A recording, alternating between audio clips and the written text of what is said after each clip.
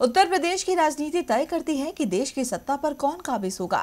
इस बार तो इस सियासत ने ऐसा रुख बदला कि मोदी सरकार को पछाड़ने के लिए दुश्मन दोस्त बन गए। सपा और बसपा ने दोस्ती का ऐसा हाथ मिलाया कि बीजेपी को झटका तो लगा ही, साथ ही कांग्रेस को भी अकेले छोड़ दिया।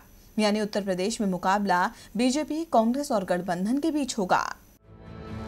दोस्ती पहले ही तय थी, बुआ बबुआ का साथ भी पहले ही तय था। बस इंतजार था तो उस तस्वीर का जो आज बरसों बाद सबके सामने आई।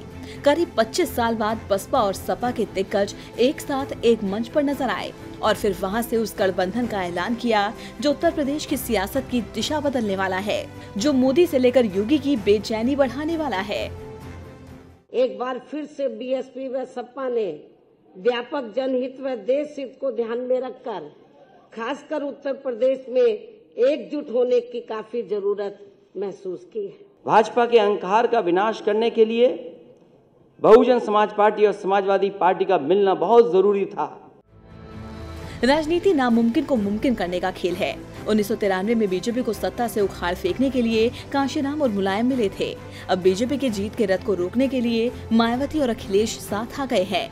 इस बात के लिए मायावती ने गेस्ट हाउस कांड को खून का घूंट समझकर पी लिया और अखिलेश ने भी उन्हें आगे कोई दर्द न देने का वादा किया। लखनऊ गेस्ट हाउस कांड से भी ऊपर रखते हुए, यानी कि देश व जनहित को इस कांड से भी ऊपर रखते हुए एक बार फिर हमने यहाँ देश में लगभग उसी प्रकार की दूषित राजनीतिक व सांप्रदायिकता के माहौल के मद्देनजर रखते हुए आपस में चुनावी समझौता करने का फैसला लिया। हमें संयम और धैर्य से काम लेना है और आपसी भाईचारे को मजबूत करना है। जब उत्तर प्रदेश की दशा और दिशा बदलने वाले नेताओं के हाथ मिले तो सुर भी बदलने लगे हैं और दोस्ती इतनी गहरी हो गई है कि अखिलेश राहुल को भुला बैठे और कांग्रेस को गठबंधन में शामिल नहीं किया। मायावती ने भी उनके सुर में सुर मिलाते हुए कांग्रेस को झटका देने की वजह भी बताई। देश में गरीबी, बेरोजगारी व भ्रष्टाचार आदि भी काफी ज्यादा बढ़ा है, जिसकी वजह से ही फिर यहाँ बीएसपी व सपा सहित अनेकों और भी राजनीतिक पार्टियों का गठन हुआ। उत्तर प्रदेश में सपा और बसपा खुद को ही मजबूत मान रहे हैं। इसी मजबूती के दम पर दोनों ने खुद को 38 सीटें दी, जबकि ज्यादा सीट मांग रही आरएलडी के लिए केवल 2 सीटें ही छोड़ी। वहीं अमेठी और रायबरेली में कोई उम्मीदवार नहीं उतारा जाएगा।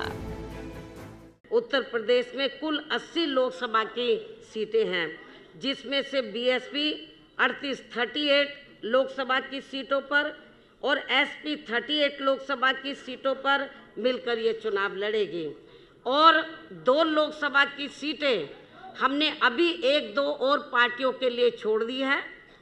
इनके अलावा 2 और शेष बची सीटें अर्थात अमेठी व रायबरेली, ये दोनों लोकसभा की सीटें हमने कांग्रेस पार्टी के साथ बिना कोई गठबंधन किए हुए ही इस पार्टी के लिए छोड़ दिए हैं।